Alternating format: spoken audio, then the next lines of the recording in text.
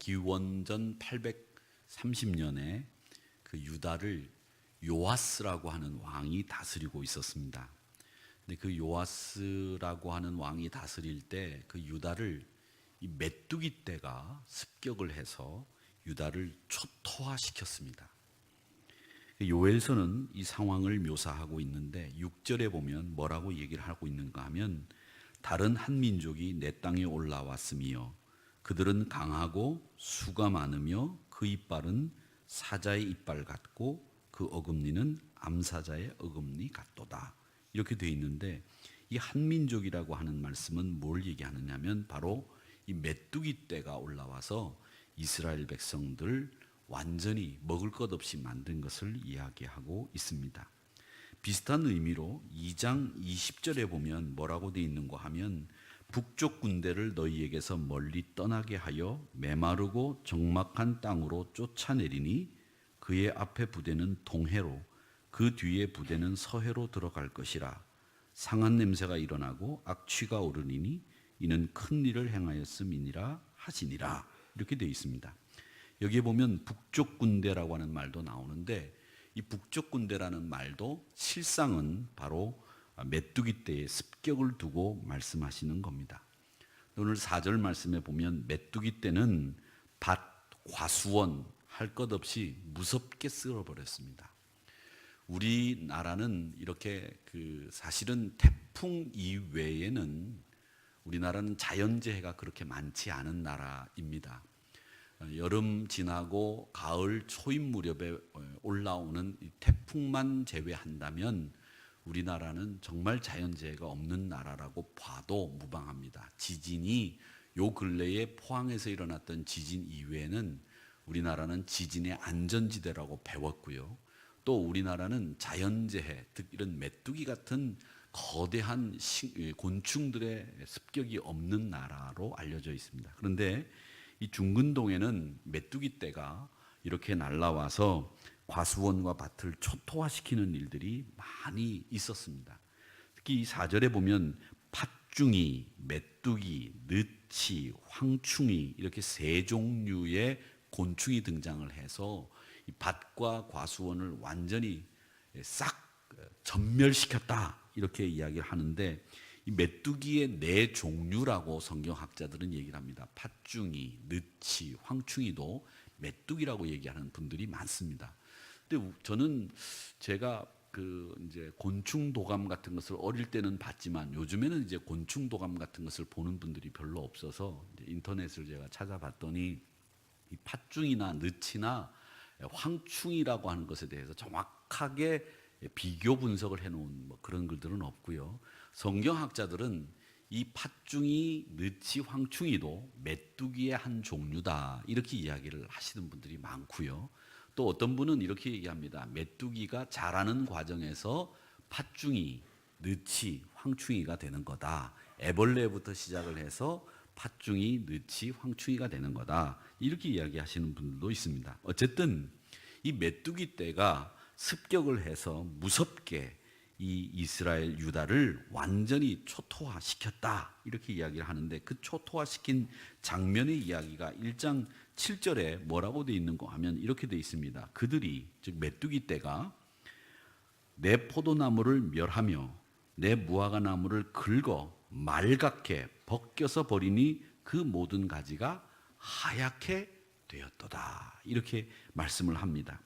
게다가 13절로 내려가서 보면 뭐라고 얘기를 하는가 하면 제사장들아 너희는 굵은 배로 동이고 슬피 울어라.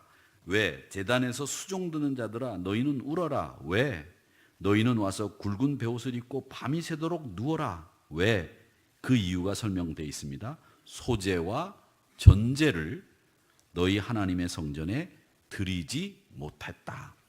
즉 먹을 게 없어서 드릴 게 없어서 예배도 드릴 수 없는 그런 상황이 됐다라고 하는 것을 말씀하고 있습니다. 이스라엘 백성들에게 있어서는 이건 상상할 수도 없는 일이었습니다. 왜냐하면 이스라엘 백성들의 제사는 생명보다도 중요한 것이었기 때문에 제사를 드릴 수 없는 상황이 됐다라고 하는 말은 그들은 생명을 유지할 수 있는 길이 없다는 얘기입니다. 이스라엘 사람들은 아람 군대가 예루살렘을 포위하고 있을 때 어떤 경험까지 있었느냐 하면 자식을 서로 잡아먹기로 약조를 한 일도 있었습니다. 그래서 오늘은 네 자식을 잡아먹자. 그렇게 해서 그 자식을 잡아먹었습니다. 그 다음 날은 내 자식을 잡아먹어야 되는데 내 자식을 안 잡아먹히게 막았다는 거예요. 그래서 먼저 자식을 잡아먹은 사람이 나중에 자기 자식을 잡아먹기로 한 그 사람이 약속을 안 지킨 걸 가지고 소송이 벌어지는 일들이 자주 일어났다는 겁니다. 그 정도로 이스라엘 백성들은 사람을, 자기 자식을 잡아먹는 약속을 할 정도로 이 먹는 일에, 굶주리는 일에 큰 어려움을 겪었던 사람들이 이스라엘 사람들이었는데 그때와 지금 상황이 똑같았다는 겁니다. 이런 일들은 이스라엘 백성들이 상상할 수 없었는데 여러분 한번 생각해 보십시오. 오늘은 네 자식 잡아먹고 내일은 내 자식 잡아먹는 날이다. 이렇게 생각했을 때 그건 인간이기를 포기한 거죠. 사실은 생명을 유지하기 위해서 자식마저도 잡아먹는 이런 세상이 됐다는 것은 그건 지옥이 됐다는 얘기입니다. 그런데 지금 오늘 이 요엘서 말씀에도 보면 이런 일들이 벌어져서 제사를 드릴 수 없는 상황이 됐기 때문에 지옥이 됐다는 거예요. 여러분 얼마나 비참한 일입니까? 얼마나 안 된 일이에요. 생각을 한번 해보십시오. 예배를 드리고 싶어 교회를 가고 싶은데 차비가 없어서 못 오는 것과 똑같다고 생각할 수 있습니다만 그거보다 더 어려운 거죠. 차비가 없어서 교회를 못 온다? 입고 갈 옷이 없어서 교회를 못 온다? 내가 교회 가서 하나님 앞에 예배 드릴 수 없는 상황이 됐다라고 하는 것은 이건 가장 비참한 상황에 처해 있게 됐다라는 얘기입니다. 그런데 2절에 뭐라고 얘기를 하느냐면 너희 조상들의 날에 이런 일이 있었느냐? 없었다는 거예요. 너희 조상들의 날에 이런 일이 있었어? 없었잖아. 그런데 너희들이 이런 일을 당하고 있어. 이걸 우리는 뭐라고 얘기하냐면 전무후무라고 얘기를 합니다. 전무후무. 제가 전무후무를 말씀드린 적이 있었죠. 심양에 제가 월드비전 영락교회 이철신 목사님하고 농업 학교를 방문한 적이 있었습니다. 갔는데 그 농업학교는 북한에 있는 농업 지도자들을 심양으로 불러서 우리가 월드비전에서 훈련을 시켜서 종자를 개량해서 북한에서 식량난을 겪지 않도록 이 종자 개량을 하는 곳이 농업학교였는데 거기에서 북한에서 제일 잘하는 그 식량, 무를 개발했죠. 그 무가 전무후무라고 하는 무가 있었다. 제가 말씀을 드렸는데 이 전무후무한 일을 이스라엘 백성들이 당하는 거예요. 여러분, 근데 한번 생각해 봅시다. 오늘 여러분 2018년 11월 23일이죠. 오늘이 23일을 사셨는데 오늘 하루를 사시면서 여러분 어떻게 사셨는지 다 여쭤보면 각각 다 다르게 사셨을 겁니다. 그런데 오늘 여러분들이 사시면서 오늘과 똑같은 날을 사신 적이 있으셨나요? 오늘과 똑같이 산 날이 여러분 삶 속에서 언제가 있었나요? 없었습니다. 오늘 하루는 물론 패턴은 비슷할는지 모르지만 오늘 하루는 여러분들이 살았던 최초의 날입니다. 또 내일도 마찬가지입니다. 내일은 우리가 늘 만나는 토요일이죠.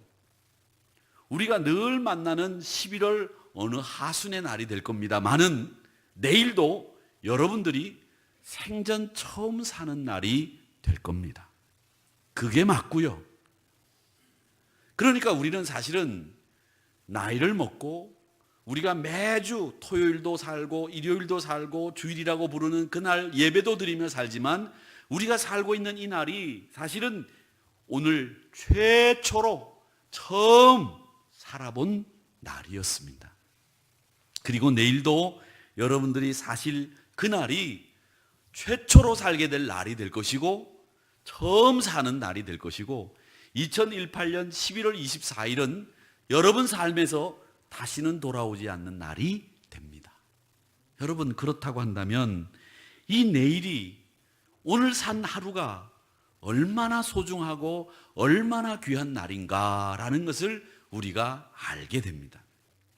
오늘 우리가 이 말씀을 생각하면서 실상 우리가 삶 속에서 메뚜기 떼뿐만 아니라 우리의 오늘날 현실 세계 속에서 보면 날씨도 그렇고 경제도 그렇고 정치도 그렇고 다 예전 같지가 않습니다. 어떻게 보면 오늘 경제적인 문제, 정치적인 문제, 날씨 이런 거를 다 보면 우리가 처음 만나는 날답게 다 혼란스럽고 어지럽고 다 어떻게 돌아가는지 모르는 세상 속에서 지금 살고 있습니다. 어떻게 보면 말이죠, 제가 볼 때는 죄송스러운 말이지만 우리나라 전체가 의욕이 다 떨어진 것 같아요. 의욕이 없는 것 같아요. 에이, 될 대로 되라. 에이, 어떻게 되겠지? 이런 생각으로 살아가시는 분들이 너무 많은 것 같아요. 야, 이 나라가 어떻게 되려고 이런 의욕이 다 떨어졌을까? 좀 해보자. 좀 한번 도전해보자. 부딪혀보자. 이런 생각들을 이제는 안 가지고 사는 세상이 돼버린 것 같아요. 여러분, 우리 믿음의 사람들은 늘 해보자. 한번 부딪혀보자. 이런 생각을 가지고 사는 사람들이 아닌가요? 그런데 우리가 믿음의 사람들이 먼저 의욕이 다 떨어져 버렸어요. 믿음의 사람들이 먼저 다 뭐에 매몰돼 버렸는지 생각들이 없이 그냥 아무 생각 없이 흘러가는 물결처럼 흘러가고 있다는 생각을 해보게 됩니다. 다 뭐에 쏠려 있는지 뭐에 홀렸는지 모르게 그렇게 흘러가고 있는 세상 속에서 우리가 살고 있는 거 아닌가 한번 보십시오. 여러분, 뭐에 홀려 있습니까? 왜 의욕이 떨어졌습니까? 의욕이 떨어질 일이 진짜 무엇이 있는가 한번 생각해 보세요. 요즘에 이국종 교수라는 분이 아덴만에서 우리나라 소말리아 해적에게 납치됐던 배를 되찾고 거기에 선장님을 살려낸 의사로서 아주 영웅이 돼서 얼마 전에도 보니까 텔레비전 뉴스에 초청을 받아서 대담을 하는 이 대담 내용을 제가 본 적이 있었습니다. 근데 그분 말고도 또 여러분들이 이 응급실에서의 상황을 글로 써놔서 그게 텔레비전 프로그램으로 드라마로 방송됐던 것이 있었습니다. 근데 그분들의 얘기를 들어보면 어떤 젊은 청년은 오토바이를 타다가 응급실에 실려왔는데 다리가 다 뒤로 가 있더래요. 우리는 발이 다 앞으로 나와 있잖아요. 근데 이 다리가 다 뒤로 돌아가 있더래요. 근데 그 다리를 똑바로 하기 위해서 마취를 하면 안 되니까 마취를 하지 않고 그걸 빼가지고 똑바로 돌리는데 그 아이가 죽을 것 같더래요. 그리고 어떤 어르신은 왔는데 이 머리 두피가 다 벗겨져서 와서 그걸 다 제자리에 놓고 꼬매시는데 그 어르신들이 주로 응급실에 오시는 분들 중에 아프다고 하시는 사람들은 다 젊은 사람들이 엄살도 심하고 아프다고 한대요. 그런데 어르신들은 응급실에서 수술을 해도 아프시다는 얘기를 안 한대요. 자식들이 걱정할까 봐. 그 아픈데도 이를 꽉 깨물고 고통을 참아내시는 분들이 어르신들이래요. 그래서 그 어르신들을 다 꼬매고 난 뒤에는 자기가 얼마나 아픈 거를 알고 있기 때문에 눈물이 난다는 거예요. 그래서 응급실 의사가 된 것이 자랑스럽다 이런 얘기들을 하는 것을 봤는데 우리나라에서 응급실이 병원 경영에서 가장 최악의 수지를 내는 곳이 응급실이래요. 여기는 아무리 투자를 해도 이익이 안 나는 곳이라 응급실을 없애는 병원들이 생겨나고 있다는 거예요. 그러면서 걱정하는 거예요. 응급실이 병원에서 최악의 수지를 내는 곳이지만 이곳이 없으면 생명을 살릴 수가 없다. 그런데 병원들이 경영 때문에 수지 적자 때문에 응급실을 없애는 병원들이 생겨나고 있으니 이게 나라가 망조가 든 거 아니냐 이런 얘기를 하고 있는, 그걸 보면서 정말 참 우리가 뭐에 매몰돼서 뭐에 쏠려서 지금 이렇게 살고 있는지 도대체 감이 안 쓰고 있다 이런 생각이 듭니다. 여러분, 이때 이 요엘서는 우리에게 주는 메시지가 있습니다. 그 메시지가 뭐냐? 여러분, 지금 우리가 살고 있는 이 세상 위기입니다. 긴박합니다. 그 긴박과 위기가 뭐냐? 나쁜 쪽으로 위기가 긴박이 아니라 우리가 지금 생명을 구원하고 생명을 소중하게 여기고 전도하고 하나님 나라를 확장하는 데 있어서 이때만큼 긴장하고 이때만큼 우리가 긴박한 끈을 놓아서는 안 된다라고 하는 이 중요한 시대라고 하는 것을 여러분 아셔야 됩니다. 이 메시지를 이 요엘서가 주고 있다는 겁니다. 여러분, 그렇습니다. 전무후무한, 내일도 우리가 제일 처음으로 사는 첫날이 될 텐데 이 날을 살면서 우리가 앞으로 처음 살아보는 날들을 계속 살게 될 텐데 그 날을 살면서 영혼을 구원하고 생명을 소중하게 여기는 그리스도인으로서 살아야 되는 이 긴박한 끈을 놓지 말라라고 하는 이 말씀이 오늘 요엘서가 우리에게 주는 교훈이다. 이것을 여러분 기억하시면서 생전 처음 사는 날이라고 할지라도 이날만큼은 내가 생명을 위해서 사는 날 되겠습니다. 하나님을 위해서 사는 날이 되겠습니다. 이렇게 결심하는 저와 여러분이 되시기를 주님의 이름으로 축원합니다. 15절의 말씀해 보십시오. 뭐라고 얘기하느냐 하면 이렇게 얘기합니다. 슬프다 그날이여, 여호와의 날이 가까웠나니 곧 멸망같이 전능자에게로부터 이르리로다. 우리 한번 같이 읽어보겠습니다. 시작.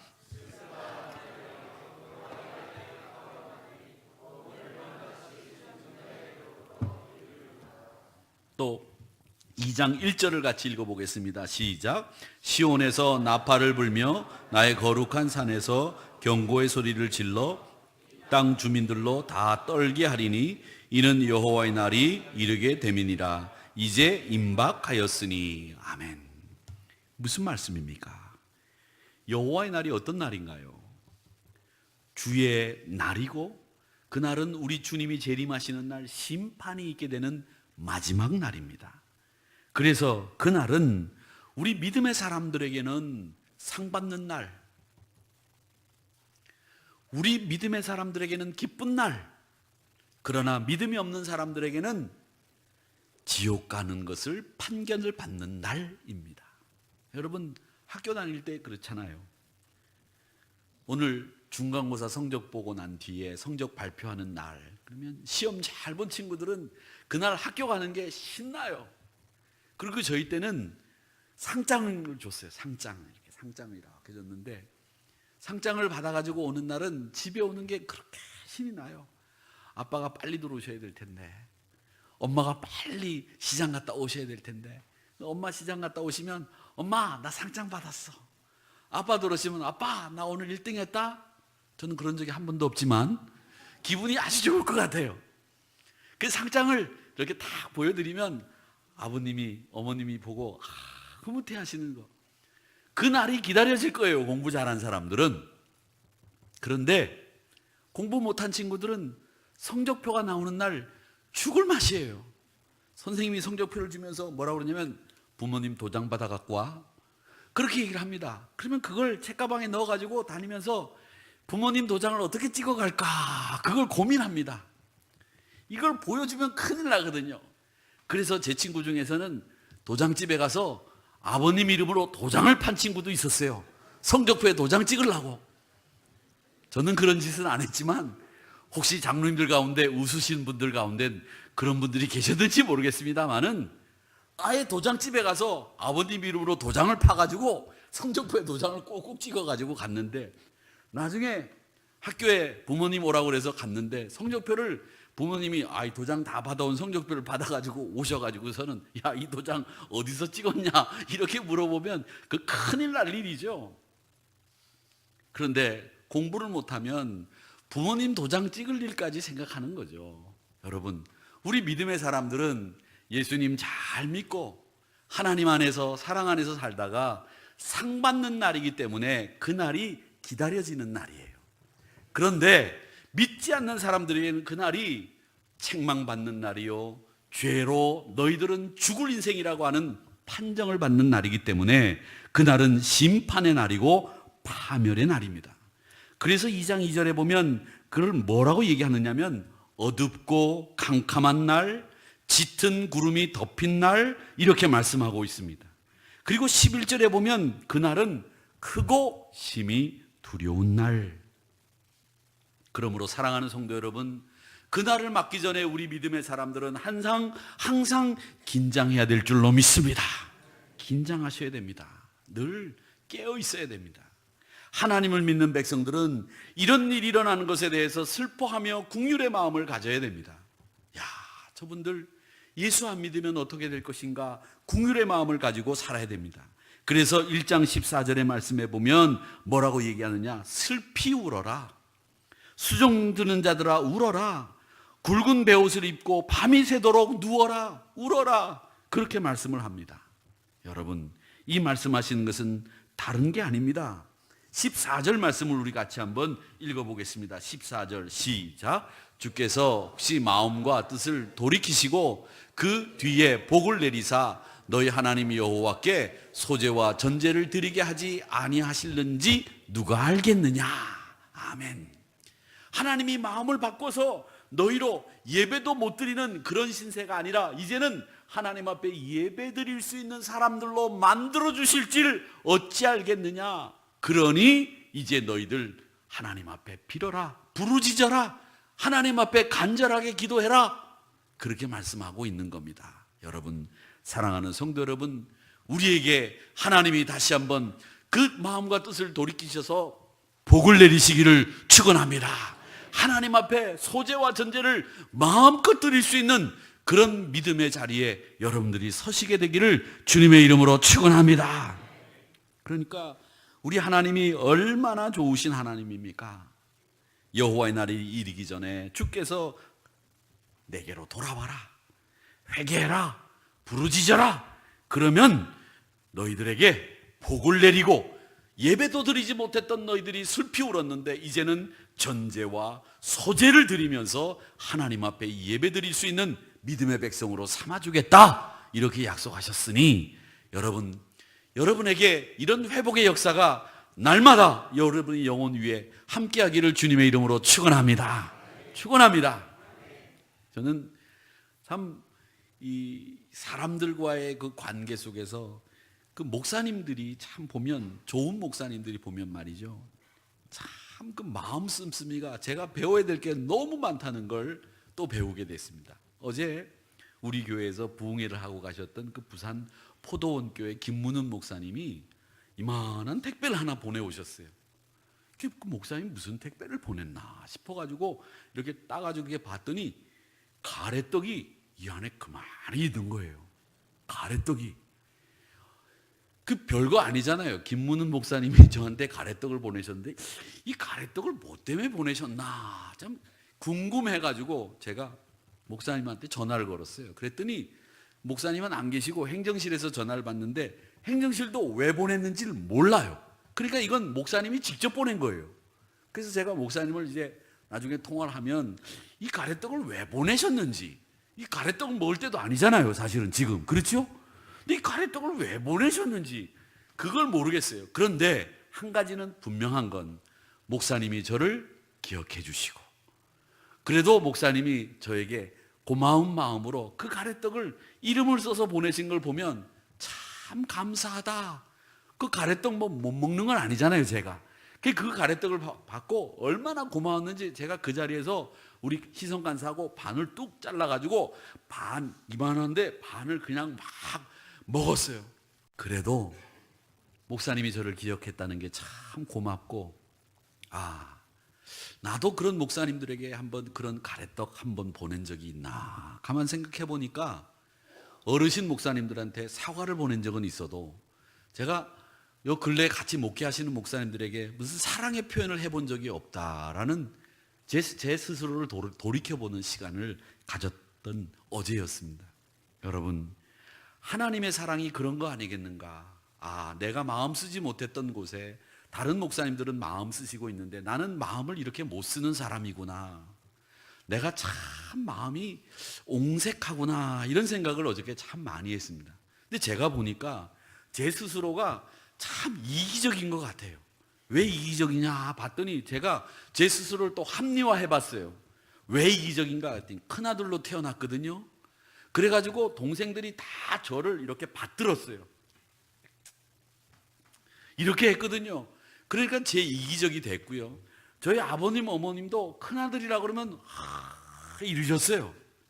그리고 저희 집에 저희 외가댁 이모님들이 다 저희 집에, 서울이니까 다 올라와서 저희 집에 살았는데 제가 이모님들을 막 갑질했어요. 그 이모님들이 지금 저를 안 만나요. 왜? 어릴 때 제가 하도 못되게 놀아가지고 지금도 못되게 할 줄 알고 저를 보면 슬슬 피하세요. 그렇게 제가 못된 사람이었던 것 같아요. 근데 이모님들이 저보다 나이가 많으면 모르는데 저보다 막내 이모님이 저보다 2살 많거든. 그러니까 어릴 때 함부로 할만 하거든요. 그런데다가 외삼촌은 저보다 어려요. 외삼촌이 저보다 어려요. 지금 이해가 안 되시는 분들이 계신데, 그러니까 저희 남동생하고 둘이, 저는 외삼촌이 저보다 어리니까 시골에 딱 가면 제 밑에 2살 터울 남동생이 있잖아요. 이 녀석이 저보다 덩치가 더 크니까 외삼촌이 이렇게 마음에 안 들면 야 붙잡어. 그리고 난 뒤에 죄송합니다. 지금 제가 외삼촌 보면 참 미안해요. 말 안 들어? 야 붙잡아 철룡아. 예 형 딱 붙잡으면 제가 아주 코피나게 흠심 두들겨 팼어요. 그래가지고 말 들을 때까지. 그 외삼촌이 저를 제일 무서워했어요. 지금도 저를 제일 무서워해요. 그러니 제가 내가 어릴 때 참 못되게 놀았구나. 제가 참 안 됐다. 이런 생각이 들어요. 그래서 제가 목사 된 것은 하나님의 은혜지, 이게 하나님의 은혜가 아니면 제 이 못된 성격이 말이죠, 어디로 갔겠어요? 그나마 인간 된 건 목사로 부르심을 받았기 때문에 인간 된 거 아니겠는가, 이런 생각을 해보면서 제가 어제 참 많은 생각을 했어요.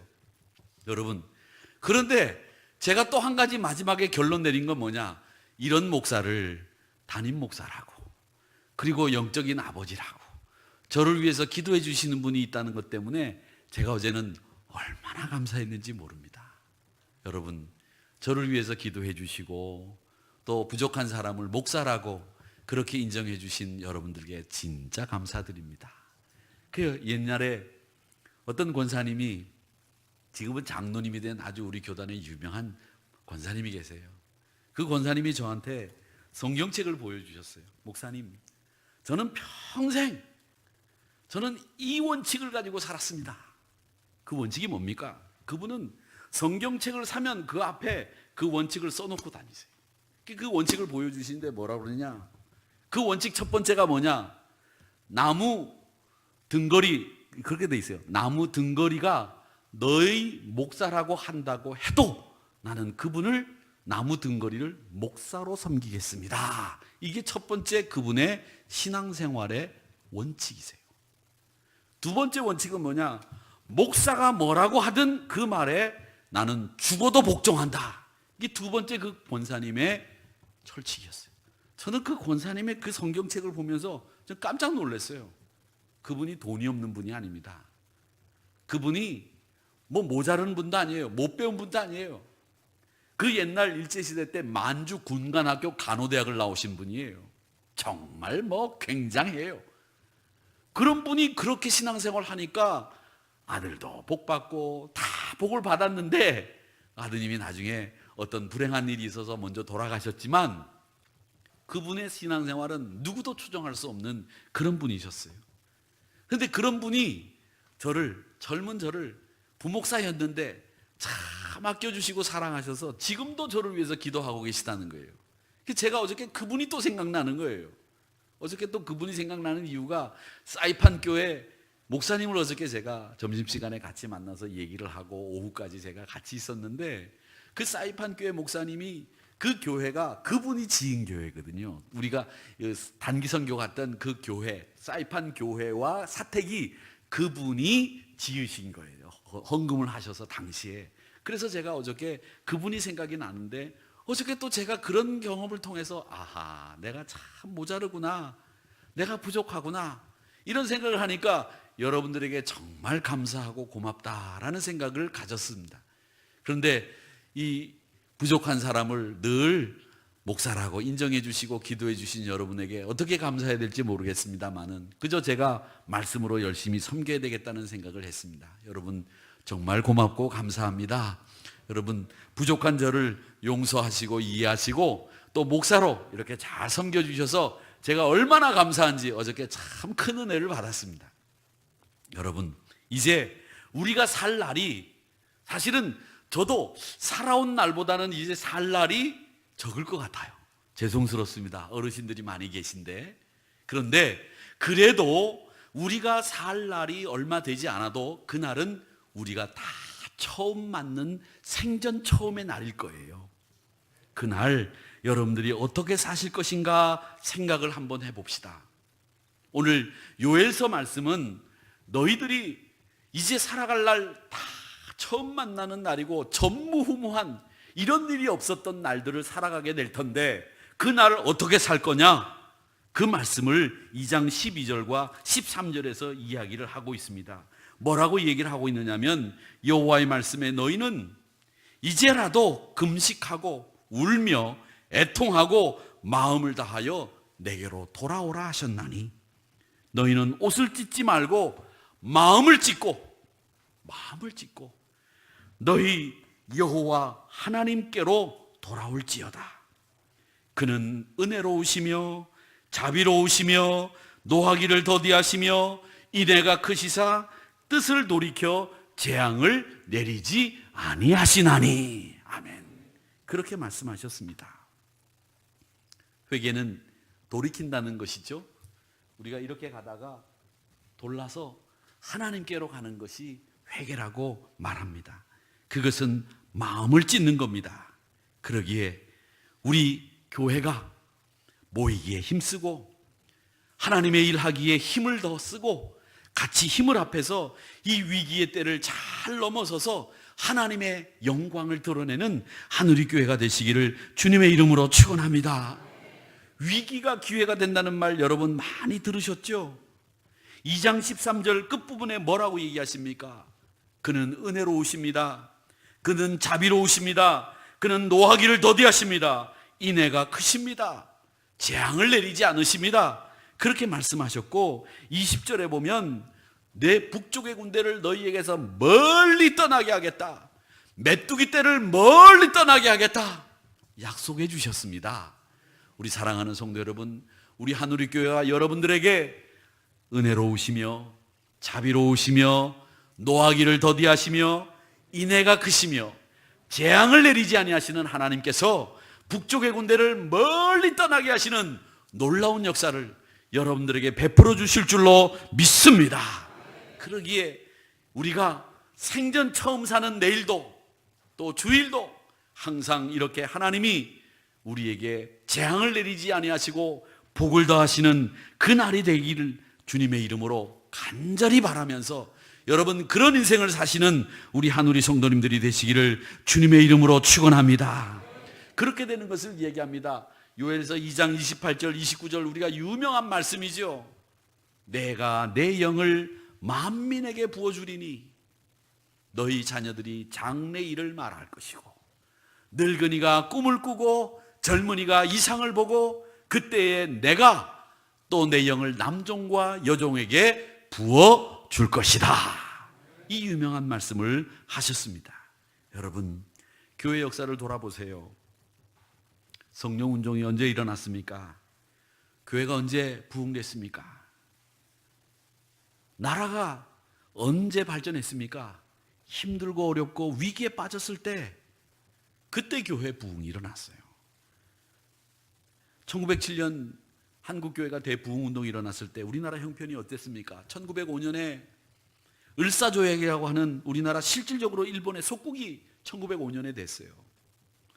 계속되는 흉년 때문에 이명직 목사님의 1905년 일기를 보면 먹을 게 없어서 신의주에서 차를 타고 저 먹을 걸 찾아서 전라도로 부흥회를 가셨어요.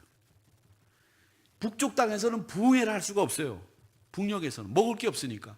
그래도 전라도 쪽에 가면 먹을 게 있다고 그래서 부흥회를 전라도 쪽으로 가시더라고요. 차를 타고. 그래서 신의주에서 전라도까지 가는 그 여정을 목사님이 일기장에 다 써놓으신 것이 이명직 목사님 전집에 나오더라고요. 제가 그걸 보면서 야, 그 당시 우리나라 흉년이 정말 심각했구나. 그런데 그 심각한 흉년, 을사조약이 맺어져 가지고 나라를 잃었던 그때에 1907년 평양으로부터 시작을 해서 대부흥운동이 일어났습니다. 여러분, 그렇습니다. 우리가 요엘보다 더 어렵고 힘든 일 겪고 있었는지 모르고 또 아닐 수도 있습니다만은 긴박감을 가지고 부르짖어 회개하고 모이기에 힘쓰고 하나님의 뜻을 쫓아가는 믿음의 성도들로 설 때에 은혜로우시며 노하기를 더디하시며 재앙을 내리지 아니하시며 우리에게 복을 주시고 북쪽 군대를 멀리 가게 하시는 하나님의 역사가 여러분과 함께하게 될 줄로 믿습니다. 그 회복의 역사가 요엘서 3장 18절에 기록이 되어 있습니다. 이 말씀을 우리가 같이 읽고 말씀을 마치겠습니다. 우리 같이 읽겠습니다. 시작. 그날의 산들이 단 포도주를 떨어뜨릴 것이며 작은 산들이 젖을 흘릴 것이며 유다 모든 시내가 물을 흘릴 것이며 여호와의 성전에서 샘이 흘러나와서 십딤 골짜기에 되리라. 아멘. 이런 축복이 우리 사랑하는 성도님들의 가정에, 여러분의 신앙생활에, 우리 하늘이 교회 위에 넘쳐나게 되기를 주님의 이름으로 축원합니다. 오늘 돌아가실 때 요엘서 3장 18절의 축복이 나의 축복입니다. 요엘서 3장 18절의 축복이 우리 가정의 축복입니다. 요엘서 3장 18절의 축복이 우리 하늘이 교회의 축복입니다. 이렇게 확신하고 돌아가시는 여러분들이 되시기를 주님의 이름으로 축원합니다. 축원합니다.